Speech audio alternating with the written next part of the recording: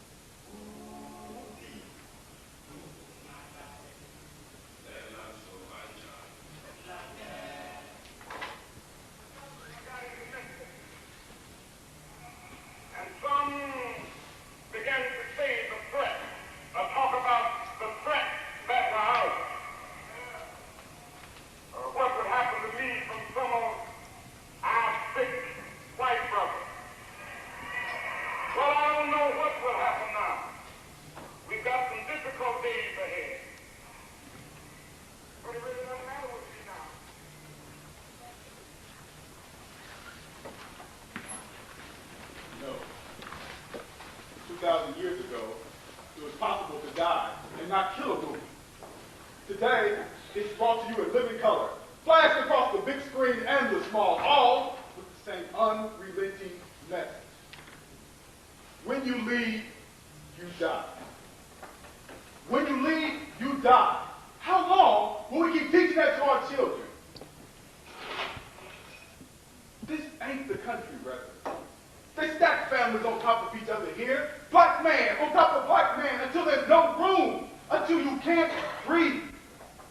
And when you can't breathe, you either die or you strike out and someone else dies. And with women, it can be a curse to be young and attractive out there on those streets. And then, Martin, there's the drugs. Why? You put enough drugs out there, and they'll dream anything. Why? They'll even believe your dream, doctor.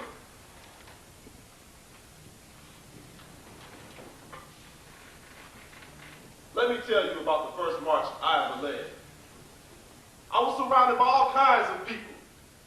Old women who found it hard to walk across the room somehow found strength to march for miles. Young men and women carrying their children. Older children holding the hands of their younger brothers and sisters. All of a sudden, a bottle was thrown from the middle of a crowd of whites. We shouted, "Duck!" And all the adults did. But children have a need to know what's being done. The bottle struck this young child. It cut the whole left side of her face. None of us really had time to be angry then. We worked to protect her, to console her, to stop the bleeding. But we marched on. Then, a few moments later, this huge white man, bigger than the truck he must have been driving, this man with all his force yelled, "Go home, you little nigger bastard!" He was screaming at this young child, could have been older than 7 or 8. I saw the look in this child's eyes. He was scared and hurt, and most of all, ashamed. He thought he must have done something terribly wrong to have all this hate directed towards him. Yes, Malcolm, I can get angry. With all the history that makes me a black man, I can get angry. But it's a different kind of anger. It's an anger that lets you know you can't stop loving, can't stop believing. It's an anger that makes you want to prove, hate, wrong.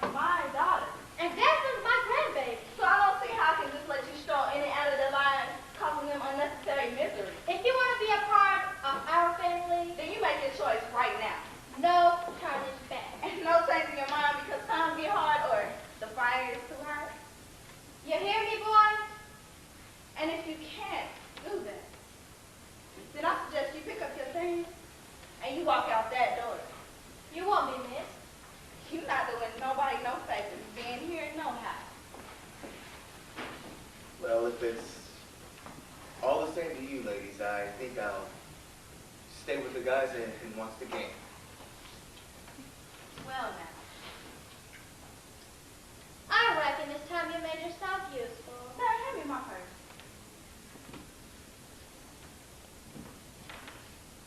I'll be needing a few things from you. First, I want you to go to the local pharmacist and get this here prescription filled. Then I need you to pick up a few items from the market. Because I got some cooking to do for my grandbaby. And you make sure the vegetables are good and fresh. Don't be bringing me some half-rotten produce. Folks up north always trying to put one over on you. Now go on.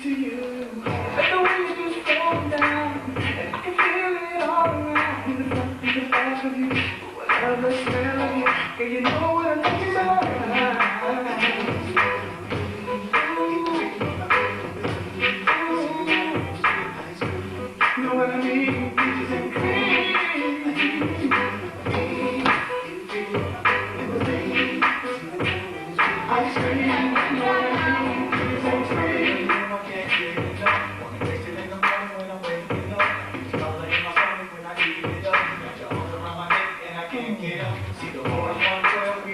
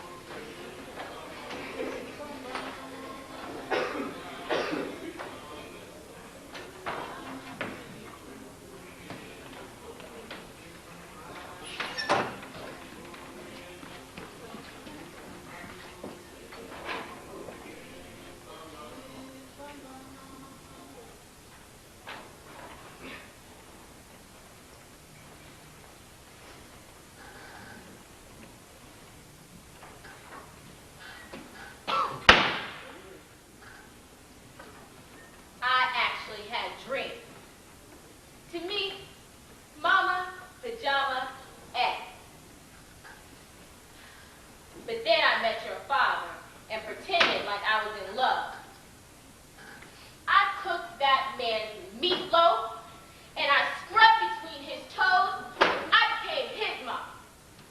I took all of my dreams and passion and soul and put them up into that man. He didn't want it. He never asked for it. He pretended like he was in love too. But then he met some new inspiration, something that could move him deeper than I could, and he hated me for it.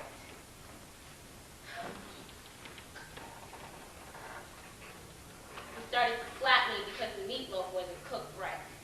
And he punched me because I forgave him for slapping me. And he ticked me because he knew, no matter what, that I had put all of my dreams and passion and soul up into him. And I wasn't letting go of us, even if he drove off in the car while I was hanging out of it.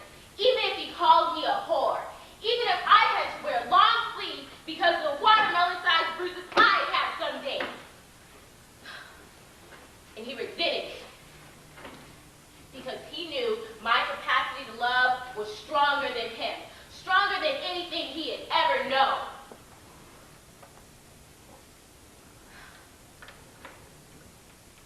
Then one day, I got the call that he wasn't coming back.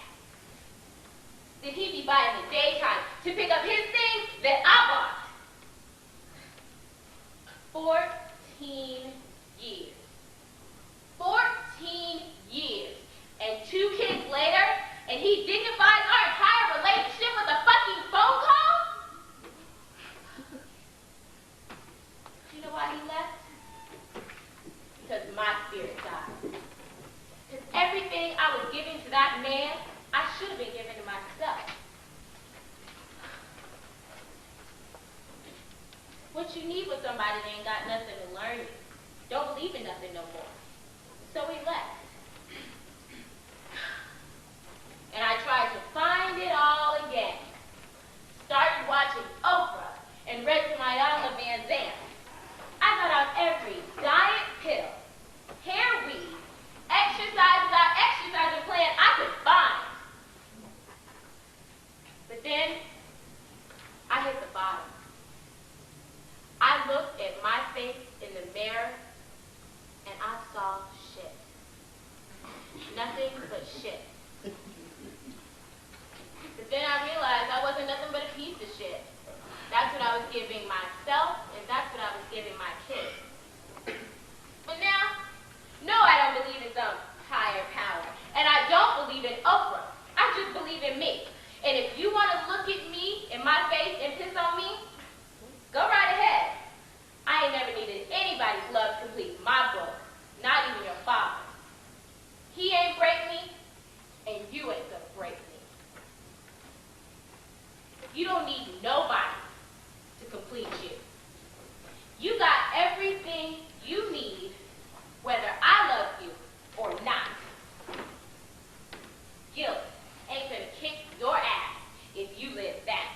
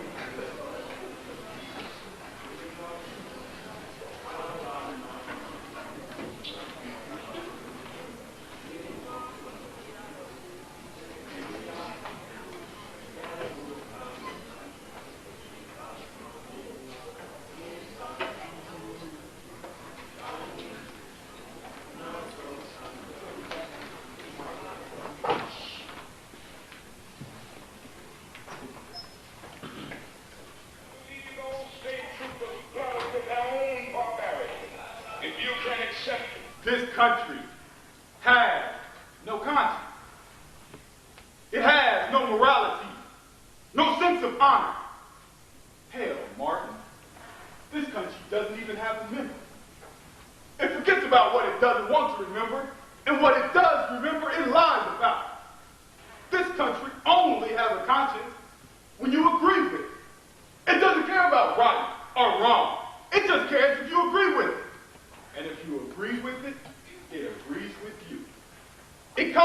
a hero when you tell black people to be nonviolent here, but it would call you a liar and a traitor if you told those same black people to stop dropping napalm on brown-skinned babies in Vietnam. You think you can appeal to the conscience of a country like that? The Jews in Germany were nonviolent, Martin. They were nonviolent all the way to the gas oven. Go ask the victims of the concentration camp if being nonviolent ever got them their freedom. As for me, I'm going to deal with the victims of the concentration camps we have in America. Except here, they're called New York City, or Detroit, or Philadelphia, or Chicago. No, Martin. If you're looking for a conscience, you better look someplace else. Anybody who preaches nonviolence while they see the man out there building gas ovens is helping to destroy his own people. And when black people refuse to fight back, it not only becomes easy for racists to kill us, it becomes justifiable.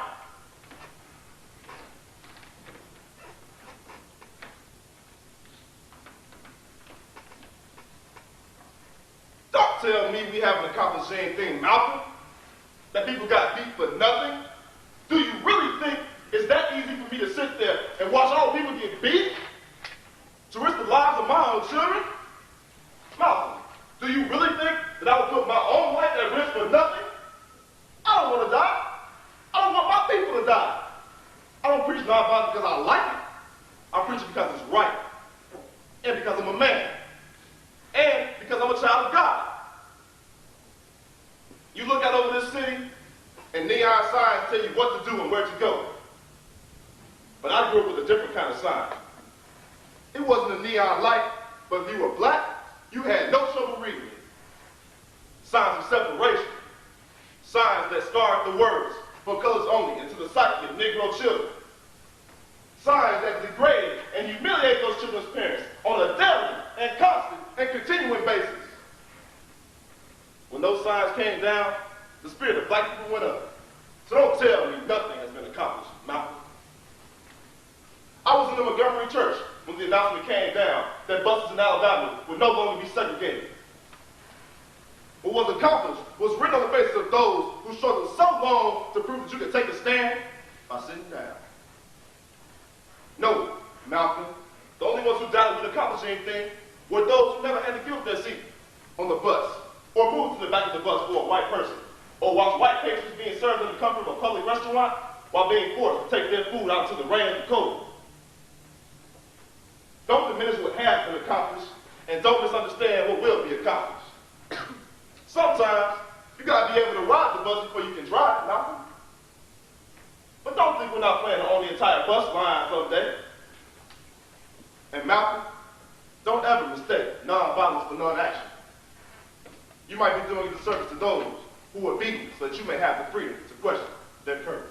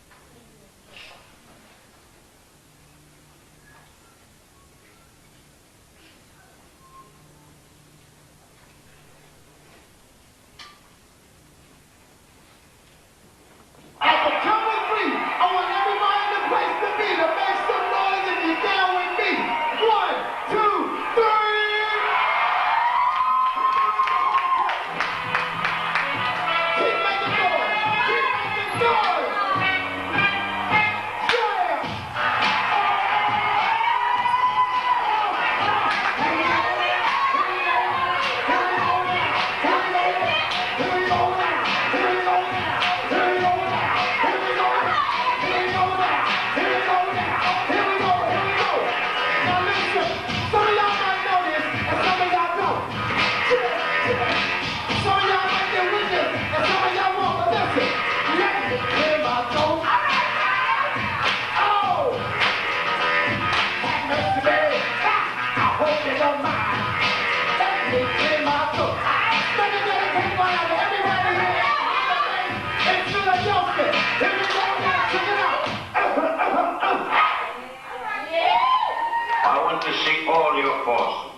You must keep up your practice constantly to succeed. Rough Riders, Swiss beats, so y'all. Sugar, I really bad. Boys out. Oh. About this shit. Oh. That no Irish.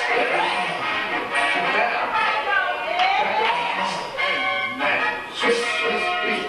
Such a vibrant thing. Vibrant thing, a vibrant thing. Yeah, such a vibrant thing. Vibrant thing, a vibrant thing.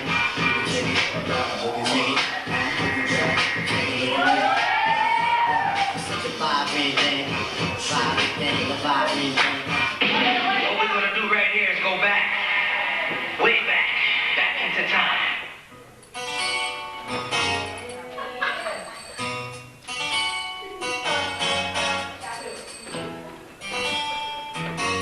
Y'all better juke it.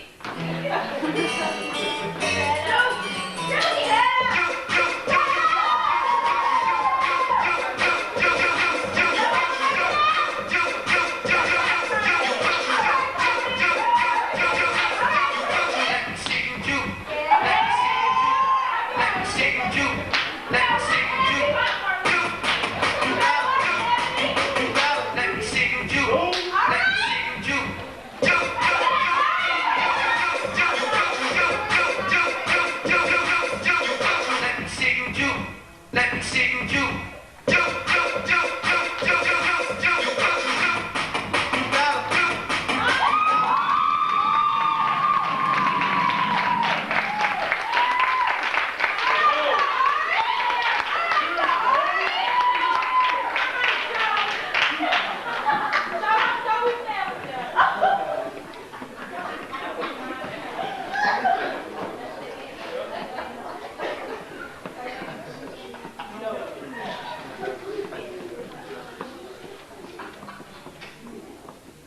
Wait for the light.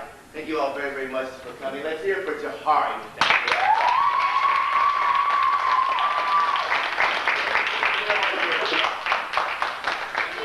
Any people for their hard work?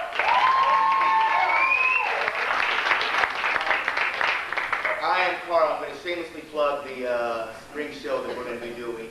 Let's see, mid-April. I believe April 13th, or on the Sunday, April 14th, we're going to be doing the night of Whodunit. So please come to NPV's spring performance. Jahari,